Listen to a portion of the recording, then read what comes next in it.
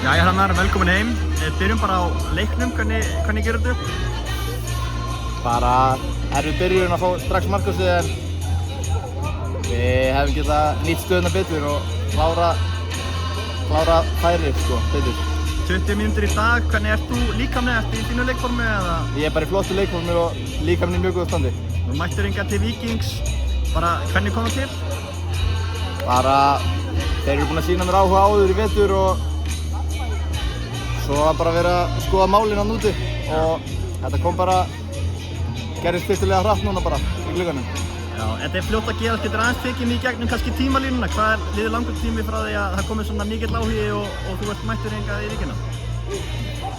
Kannski rúm vika. Já, ég skilji. Var einhver önnur lið á Íslandi sem höfðu sambandi við erlendis? Það var verið að sýna mér áhuga, já. Þannig að ég veit ekki alveg allt með það en já, það var sýnir meiri áhuga. Hvernig gerur þú tíma í Noregi? Bara flottur tími, lærði mikið og bara, já, lærði mig.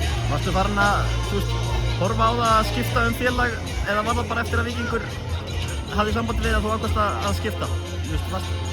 Nei, maður var ekkert eitthvað þarna, jú, maður var kannski ekki búinn að fá jafnmörg tækifæri maður vildi en bara, svo gerist það bara hratt. Erfið ákvörðun að koma heim?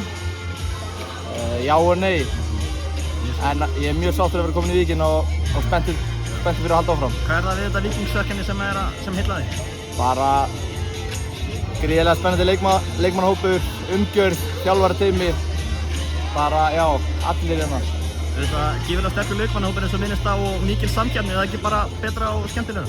Jú, maður þrífst bara í meiri samkeppni. Hver eru markmiðin hjá Víkingum núna bara þín persónulega og líka bara hvað titla var það? Það er bara að koma mér eins rætt og ég get inn í hlutina hérna og sína hvað ég get Markmið að fara út aftur?